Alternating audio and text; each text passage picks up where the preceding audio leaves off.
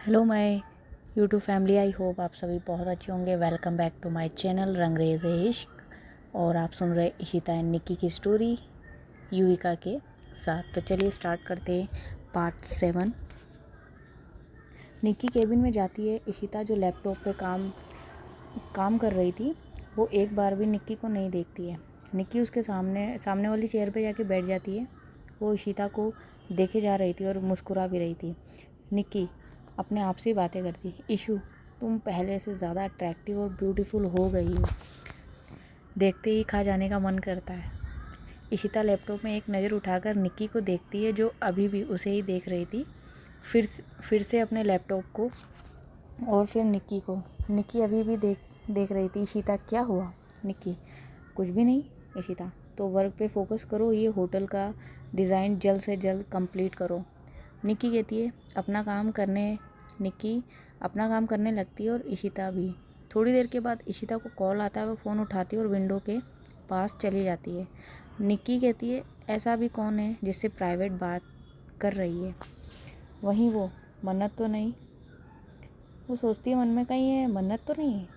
एक मौका नहीं छोड़ती वो लड़की मेरे हस्बैंड से चिपकने का। इशिता बात ख़त्म करके वापस अपनी चेयर पे बैठ जाती है। फिर वो एक बटन दबाती है। किया अंदर आती है। इशिता कहती है किया जेट रेडी करो, शाम को मुझे दुबई के लिए निकलना है। किया कहती है ओके मैम।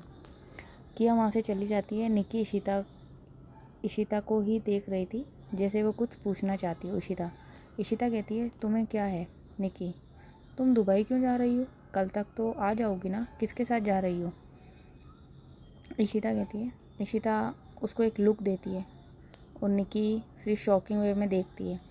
इशिता कहती है पहले तो ये बच्चों जैसा मुंह बनाना ना बंद करो। मुझे एक बिज़नेस के सिलसिले में जाना पड़ रहा है, 1 वीक लग जाएगा और मैं किसी के भी साथ नहीं जा सकती, ना ले जा सकती हूँ। निक्की कहती 1 वीक?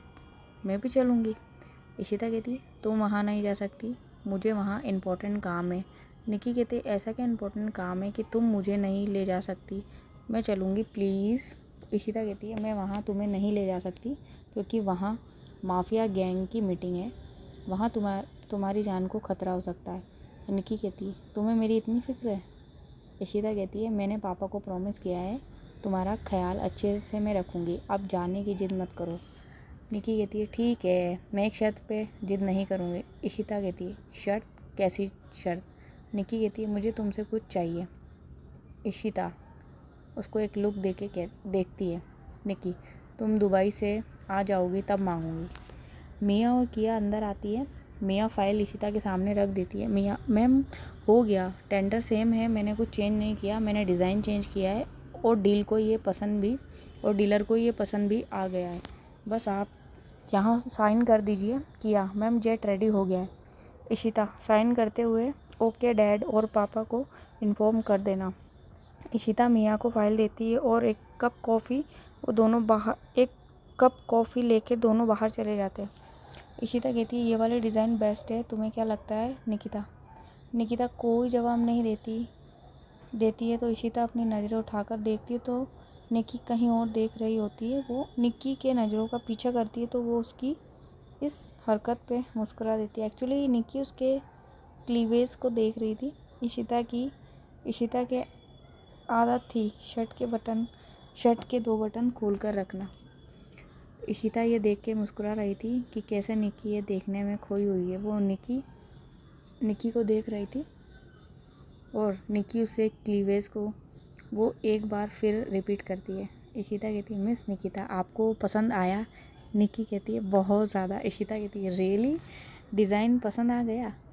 निक्की अपने ख्यालों से बाहर आती है। वो इशिता को देखती है जो उसे ही देख रही थी। दोनों की आंखें एक दूसरे से टकराती है और वो दोनों एक दूसरे की आंखों में उनका एक बहुत प्यारा सा आई कांटेक्ट होता है जिसे कुछ एक दूसरे से कहना चाहते हो। तभी किया कॉफ़ी लेकर आती है।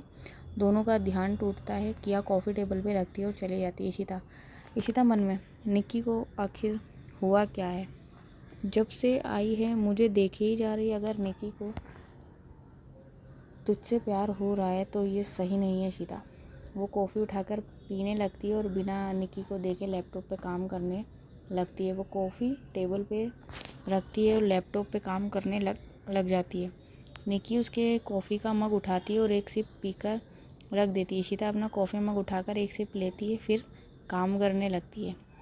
इधर एक आइलैंड पे बहुत सारे बॉडीगार्ड खड़े थे और वहीं एक लड़की पेंटिंग बना रही थी। वो लड़की इशिता का नाम लेके, Ishita I love you are only mine.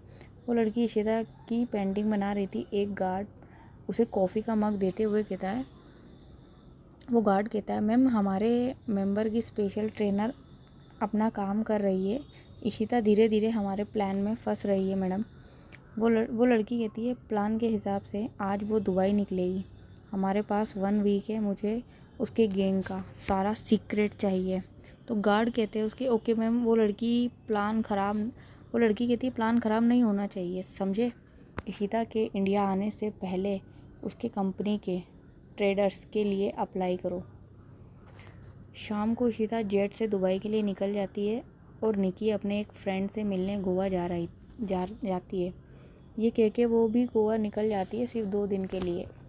आशी शक्ति से 5 साल छोटी होती है और उसका ड्रीम है एक म्यूजिशियन बनना। और वहीं शक्ति बहुत ज़्यादा फेमस सर्जन है। आशी अपने रूम में गिटार प्ले कर ही रही थी और तब तक शक्ति हॉस्पिटल से आई नहीं थी। आशी, ये अब तक आई क्यों नहीं, पर मैं इतना क्यों सोच रही हूँ उसके बारे में। तभी शक्ति कमरे में आती है और फ़ोन टेबल पे रख के बेड पे लेट जाती है और अपनी आंखें बंद कर लेती है। आशी ये सब देख ही रही थी, तभी तन्वी जी कमरे में आती है। तन्वी, बेटा खाना लाऊं आपके लिए। शक्ति, नहीं आंटी, मुझे भूख नहीं है। तन्वी जी वापस चली जाती है। शक्ति अपना जैकेट उतारती है और बाथरूम में चली जाती है। थोड़ी देर के बाद वो फ्रेश होकर आती है। उसके बाद वो जैसे ही बाहर आती है तो उसके बाल गीले थे। वो अपना फ़ोन उठाती है और चार्जिंग पे लगाकर सो जाती है। शक्ति अब तक आशी से कुछ भी नहीं बोलती है। आशी को ये चीज़ बहुत अंदर से खटक रही थी। आशी खुद से ही कहती, लगता है आज कुछ ज़्यादा ही थक गई है।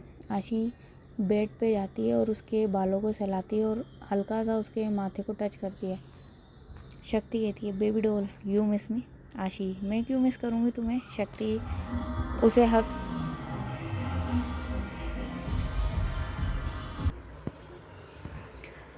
शक्ति कहती है, बेबी डॉल यू मिस मी। आशी कहती है, मैं क्यों मिस करूँगी तुम्हें। शक्ति उसे हक करके सो जाती है। आशी ये देख के हल्का मुस्कुराती है और उसे पकड़ के सो जाती है। ऐसे ही 1 वीक निकल जाता है। आशी और शक्ति का बॉन्डिंग कुछ खास नहीं हुआ था, क्योंकि शक्ति ज़्यादातर हॉस्पिटल में बिजी रहती थी और कभी कभी तो वो आती ही नहीं थी। नाइट शिफ्टिंग की वजह से इधर आशी घर पे रहकर ज़्यादातर अपने गिटार पर प्रैक्टिस करती रही। इशिता के आने के बाद इशिता अपने कमरे में आती है। वो देखती है कि निकी FM पे गाने सुन रही है और उसके हाथों में पट्टी लगी हुई है। इशिता खुद से ही कहती है, इसके हाथों में क्या हुआ। फिर उसकी नज़र सोफे पे जाती है जहाँ लिली फ्लावर का बुके रखा था और उसके साथ एक गिफ्ट भी। निकी, वो तुम्हारे लिए इशू, मैं तुम्हें ये अपने हाथों से देना चाहती थी पर मेरे हाथों में लग गया है। इशिता कुछ नहीं कहती तो निकी को लगता है इशिता को अच्छा नहीं लगा। पर वहीं इशिता सोफ़े के पास जाते हुए मुस्कुरा देती है। फिर नॉर्मल होते हुए गिफ्ट खोलती है। उसमें एक पेंडेंट था, इसके ऊपर I और N बना हुआ था। वो ये देखकर मुस्कुरा देती है। निकी बोलती है, पसंद आया तुम्हें, स्पेशली बनवाया मैंने। इशिता उस लॉकेट को पहनती है और उसके पास जाती है, उसकी आंखों में देखते हुए जैसे कुछ ढूंढ रही हो। इशिता कहती है, डू यू लव मी। निकी सिर्फ उसको देखती है शॉकिंग वे में। इशिता कहती है, अगर हो रहा है तो रोक दो इस फीलिंग को, ये कभी नहीं हो सकता। निकी कहती है, क्यों नहीं हो सकता, शादी कर ली तुमने, धीरे धीरे उस शादी को भी मान लिया तो क्या अब तुम। निकी आगे कुछ बोलती उससे पहले आशी कमरे में आती है और उसके पीछे शक्ति भी। उसने हॉस्पिटल से छुट्टी ले रखी थी। आशी कहती है, दी आप मेरे लिए दुबई से क्या लाई हो। शक्ति कहती है, आप मेरे लिए क्या लाई हो जीजू। इशिता, सबके लिए लाई हूँ, बैठो। शक्ति कहती है, गिफ्ट रहने दो जीजू, आप मुझे अपनी बहन दे दो, वही काफ़ी है। आशी, ये पागल है दी, आप दिखाओ ना क्या लाई हो दुबई से। तो आई होप कि आपको मेरी ये स्टोरी पसंद आ रही होगी और आप इसको प्यार देने के लिए सब्सक्राइब करो, लाइक करो और कमेंट करना। और अगर आपको इसमें कोई भी कमी पेशी लगती हो मेरी वॉइस में या किसी भी तरीके से, तो आप मुझे बता सकते हो। तो मिलते हैं नेक्स्ट पार्ट के अंदर।